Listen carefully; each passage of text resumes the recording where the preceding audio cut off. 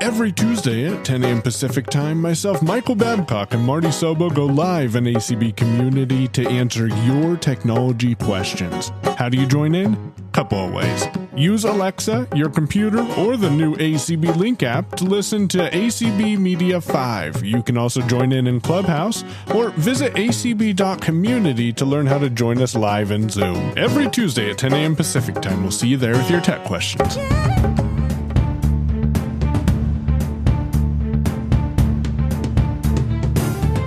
Hey all, Marty here, and welcome back to another Friday Finds with Lynn. Hey Lynn, how's it going?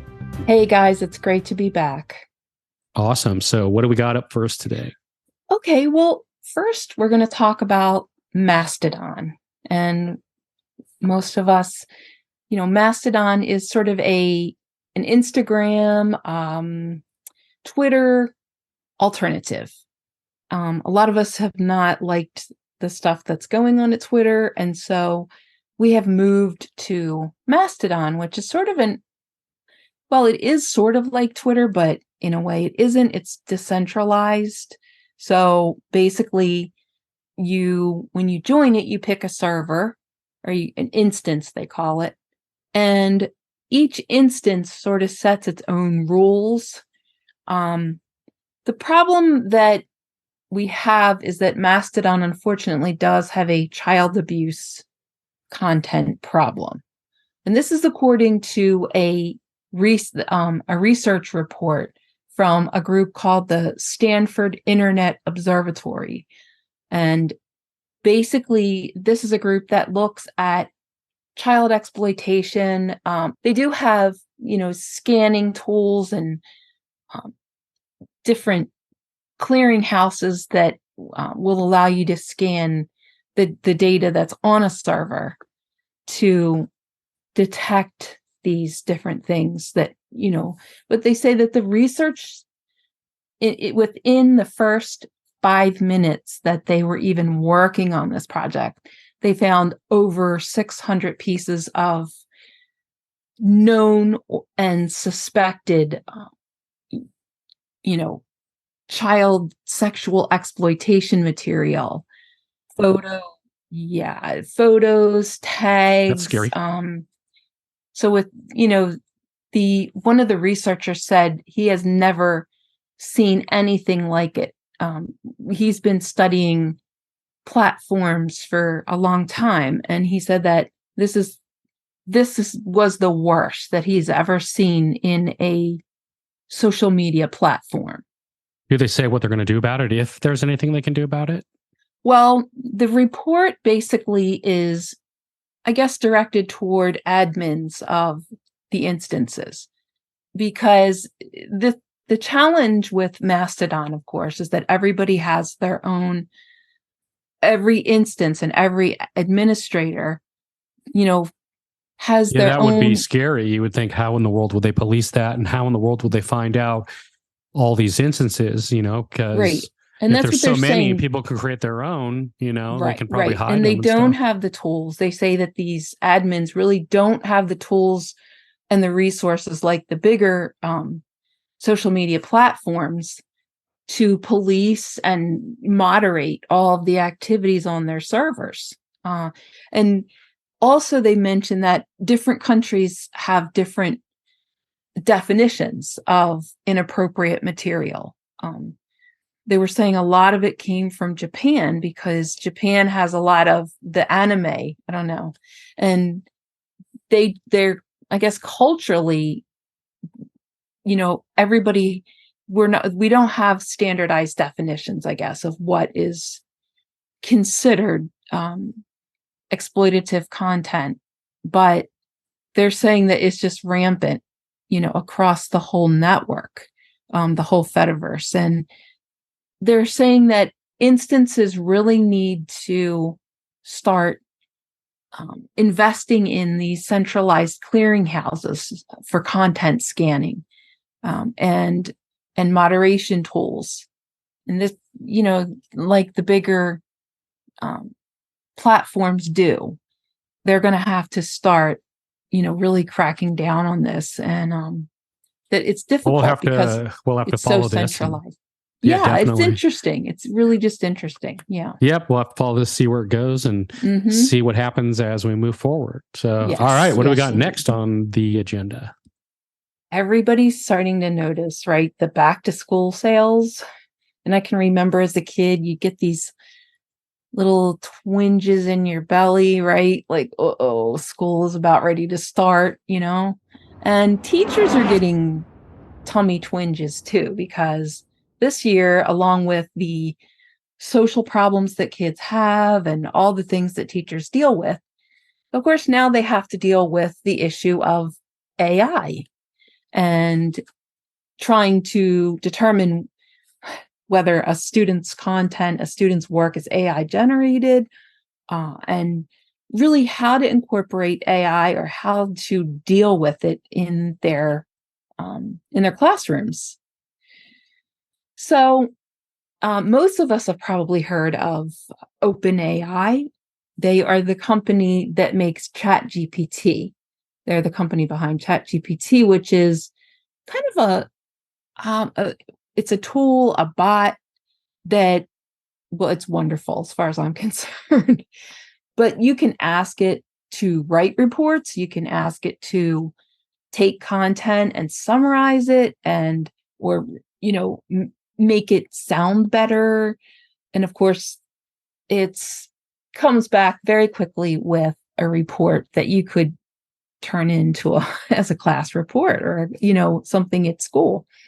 And so ChatGPT, OpenAI has created a tool that they say or said could actually look at the content. So a teacher could upload this content to this tool, and it's kind of an authenticator, basically. And it can look at the content and decide whether it has been AI generated or not. The problem is that, of course, they had to take it down because the tool was blatantly and horribly inaccurate. So it was. We knew this was coming. I mean, Yeah, they've been doing all kinds of testing, not only them, but other people to try and, bust people who were using it for what they say would be cheating to get their content. So this is going to be really interesting. It is, but well. and on the one side of it, the reason that I find this so interesting is because on the one side, the teachers really have to change their teaching style. I mean, I don't think that anybody coming out of teaching colleges until the very recent, past had any inkling that this was coming. I mean, this is like a sort of a shock. And so teachers, how do they know, what is authentic and what isn't? But on the student side, if you are accused of, using AI to do your work, how do you defend yourself? I mean, this is also a concern from the student's perspective. If these authenticity tools are so inaccurate, and OpenAI is not the only company that has these tools. There are other ones out there. And basically, what they say is they purport to be able to look at the student's content and determine whether it was generated by AI. And I don't know. These tools are blatantly seems kind of sketchy inaccurate to me. And so if you are a student, and this is something like if you're a parent or a grandparent of a child, how does your child, I guess, defend him or herself against a charge that they have generated their work from AI and it's not theirs? I think this is going to be a huge issue, and it'll be interesting really to see how this, plays out. And OpenAI says they're going to try to get their tool back up and running once they, I guess, try to get it to work right. But I just don't know how. I don't know. I mean, I would certainly hate to be accused of not doing my own work when I did. And especially, Definitely. One of these tools. So yeah, this is going to be fascinating. to see how this all plays out. It'll be really interesting to see what kind of tools they come up with that's going to say, for sure, this person, what they want to call, I guess, cheating, because they got their information through, a ChatGPT kind of situation, or whether they did their own research and they wrote it completely 100% on their own. I would be interested to see how this all plays out. So we're just going to have to stay tuned on this and see what kind of tools they come up with. Legal liability on the side of the academic institutions as well, and OpenAI. I mean, well, you think you can get something off a ChatGPT and you then could edit it and make it your own. So is that considered cheating, or I don't know. I'll be curious to see where this goes, what kind of tools they come out with. So you'll have to keep us updated on this. Yep. Okay. All right. And our last story of the day. Okay, Marty, let's imagine that you really want something Imagine really it. bad. I really, really want an ice cream cone. Okay, so say you're going to get that for free. A company's going to give that to you for free. Now you really want this. But in exchange for that, you're going to have to give up a whole bunch of your privacy. Nope, not doing it. Sorry. So we've talked about privacy issues on this program before, when it, about the EU and their new rules and legislations and such. But this article, this research I thought was really interesting. And it turns out that there are people in this world who are willing to give up a whole bunch of private data in exchange for a 4K 55-inch TV free. Well, this goes to show you that if you dangle something in front of someone, they're going to bite. And it just depends on what is it that you're going to dangle in front of someone where the person would actually bite. I think everybody has their breaking point.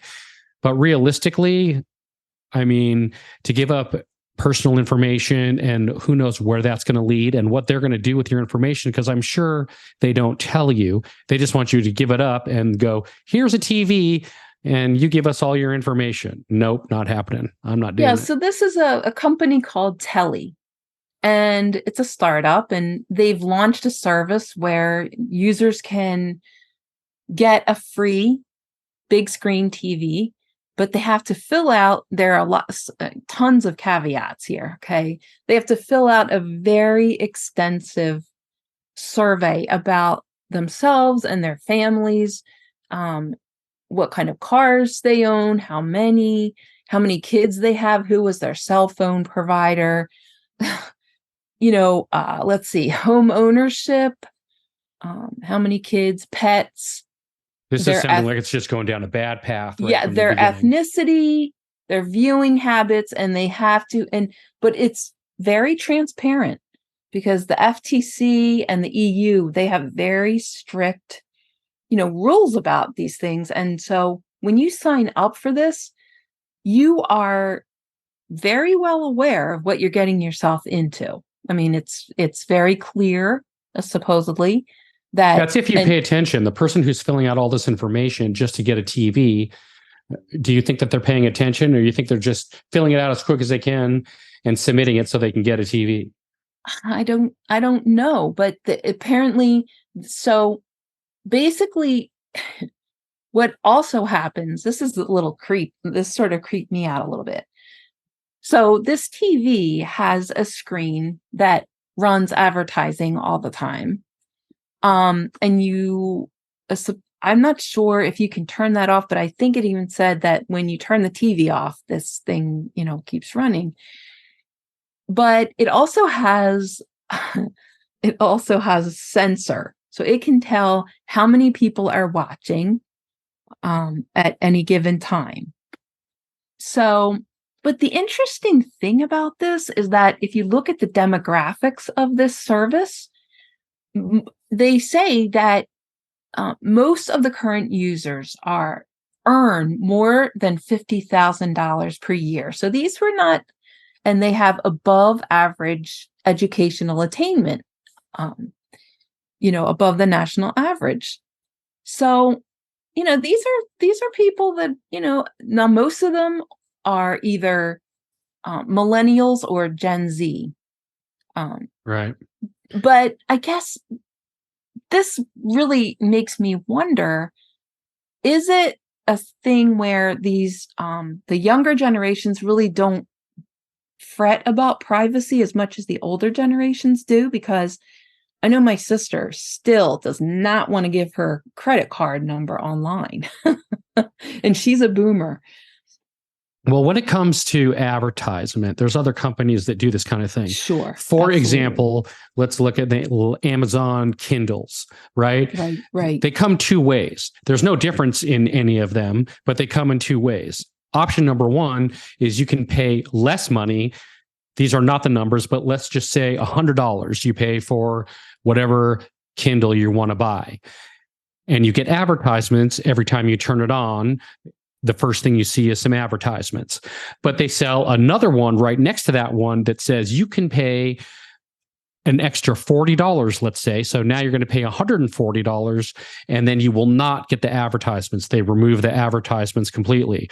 I mean, that's pretty good, I guess, if you want to get a device that's less expensive and you're okay with the advertisements. But when you start getting into hardware that's inside the TV that can show how many people are watching and what you're watching and when you're watching it and the hours and all this other information, that starts to get a little bit sketchy. But if they're telling you ahead of time that this is what this TV is going to do, and and they have it right out in the open, then I guess it's fair game. You're agreeing to all that. So they want to partner. They're partnering with Nielsen, which is the ratings company. And they also want to partner with Zoom, I guess, so that you can, they can see what you're doing online or something like that. Who knows? Now, Zoom, I think their point in the Zoom is a lot of these TVs, they're building cameras in to the TV now. So if you say you want to do Zoom with your family to some other family that doesn't live close, then you're able to have the whole family in front of the TV when you're doing a Zoom meeting. I think that's kind of the purpose of that. So they want to also partner with Ring, the Ring doorbell people. You could see the people standing at your door in 4K, 1080p. This just gets a little bit too much for me. I mean, I'm a Gen X, and I think all of us have given up a lot, our privacy, a good bit of it to get free things, right? Free Facebook, free, Google. I mean, Google probably knows more about you than you know about yourself. But it's interesting that, I think that it's what I find interesting is the generational, ideas about privacy. And I'm a Gen X, and there are certain things I am just not willing to give up privacy wise. But maybe the kids, they grew up with this stuff, so they, the younger generations maybe don't have that focus on privacy that we older folks do. Well, a lot of people think, oh, it won't happen to me, right? Until it does. So, I would just say, pay attention, make sure that you know what you're getting into before you get into it. And just be careful out there. So, if you have this TV in your bedroom, not a good idea. So anyway, if you want a big screen TV and you want to give up a whole bunch of your private data, well, check out Telly. Yeah. And on that note, thanks so much, Lynn. Thank you guys. And I hope you all have a great weekend, and we will see you back here next week. Yep. And if you guys have any questions, comments, or anything else, you can reach us at feedback@unmute.show, and we'll see you next time. Bye-bye.